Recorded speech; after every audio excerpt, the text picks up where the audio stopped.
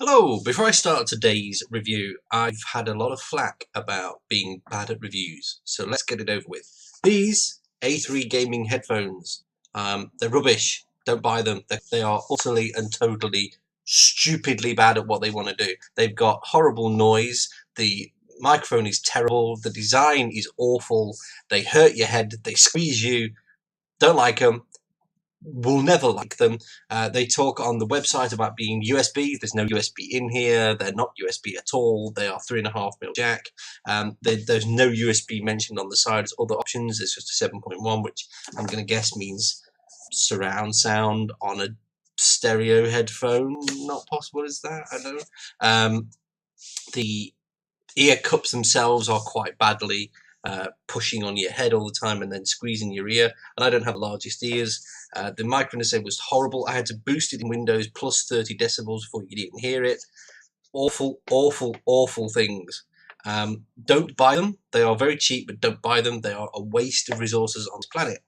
Now, if you're still here, I will go through the unboxing video. These are the kind of bits of the videos where I'm told I'm awful at reviews.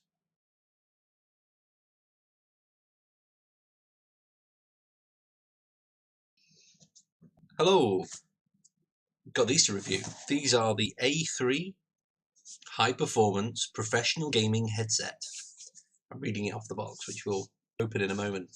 So these are from the Amazon Vine customer review program. They are, well, confusingly, we can see here it says that they are PS4 gaming headset, but you know, it says for laptop, Mac, Nintendo Switch, new Xbox One, PS4.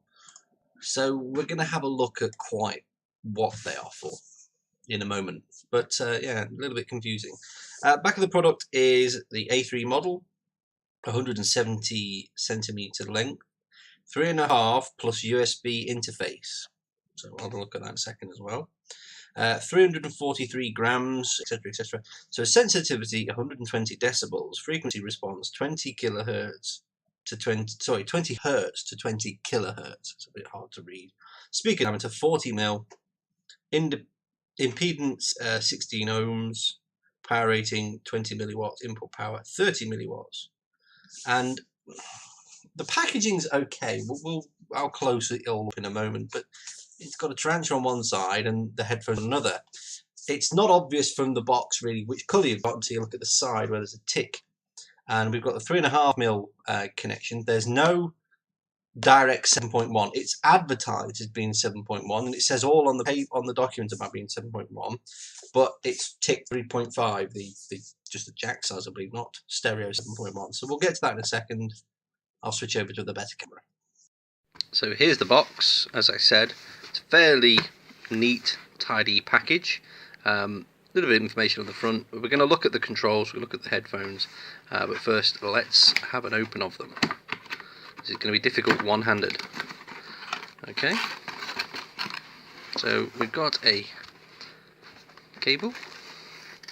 So we've got a definite 3.5mm jack, and we've got the definite volume connector. Let's have a look.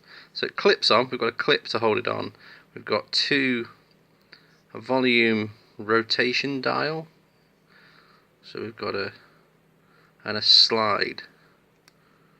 So that's it. This connector feels very cheap, very flimsy. That's initial first impressions. But the cable itself feels okay. It's a braided feeling cable. It's got a nice nylon texture to it. This connector, a little bit plasticky, but doesn't feel bad. But it's definitely 3.5mm audio jack. And then the actual headphones. I've got the red ones, which you can see black, white, red, or blue are the options. I've got the red.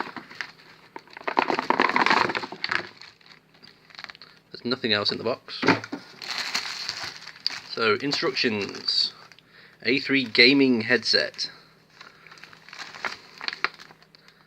Okay, no assembly. Plug it in to microphone and headphones, and away we go. How do they look?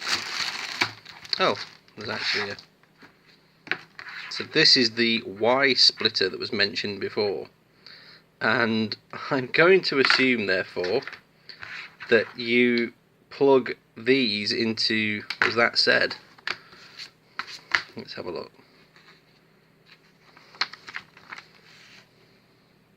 Yeah, so you plug the Y connector into your computer, and then you plug the headphones into the Y connector. So it's just a standard connector. Again, cable is nice and braided, but the actual clips at the end feel quite cheap. Headphones themselves then, they're folded up. It's not immediately obvious how they unfurl.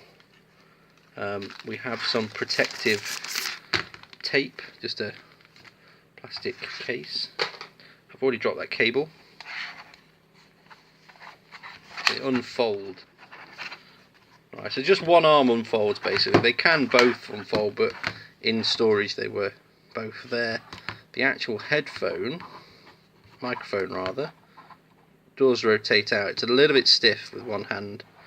I'm not going to say they're the prettiest thing, and I'm not going to say they're the ugliest thing I've ever seen, but they are very chunky. This is all raised extra plastic. This is all extra pieces. It's a nice little decal, right, instead of, to let you know the right hand side. It's quite sharp. This finish is not nice. It's, my fingers there are digging in. It's quite a sharp finish. I wish this camera would stay focused. I can only apologise, folks. So this here has become quite sagged in transit, where it's been pressing on the rest of the headphones for however many thousands of miles. You see how deformed it is, but the rest of it is a nice foam. It's a plastic vinyl cover, and this is vinyl as well. So we'll go back to my other camera just for plugins and tests. Okay, I'm back. I've been playing around with the microphone here, and I'm still recording you with that because this is rubbish. It's really, really bad microphone. Sound-wise, once this microphone's involved, you can hear nothing but a hiss. The reason being, you have to go into the sound device and boost. I've had to boost this microphone plus 30 decibels before I can even hear it in here. And though there is a little wobble on my desktop audio, which if I move this here, you'll see the levels. That's me recording through that mic. And then this is the hiss that's going off in the background. Well, with my very cheap and battered Sony Studio headphones, I don't hear that hiss at all. So I'll be sticking with these. These aren't very good. They just aren't very good. This is a dreadful microphone. It is awful. It's a £14 pair of headphones. I don't expect them to be fab, but they make out that they're fab. They are pretty naff. Okay, construction-wise, they are really quite horrible as well. It's okay in here. I mean, these are metal fittings inside the hinges. It's okay, but they're just chunky, heavy, head squeezing. I mean, I've had them on for a total of about 7 or 8 minutes, and they've already started to give me a headache. Partly through the AC hiss, you can hear the hissing. I think it's actually a grounding hiss. It needs grounding, and they're not grounded, so you just hear this horrible noise. The whole package is not very good. I mean, the other thing is we've got dogs. I don't know if you can see already, but it's static. It's just building up and building up. It's picking up dog hair like Billy-O. And this is, wiped my desk before I've started working anything today. So yeah, these are going back in the box and back in the bin probably, because I'll keep them for a bit and then donate them. Construction wise, I've got some sharp edges here. I don't know if you can actually see that. It's a really sharp edge there. The headphones just squeeze your head, and the sound is awful. Awful sound quality. Glad I didn't pay for them. I got these free for review through the Amazon Prime program, and I'm jolly glad about that. Good thing being the cable. I mean, that's gone to my PC. It's not a huge cable. And the Y split to go into the 2 connections at the end was very good. But other than that, nah.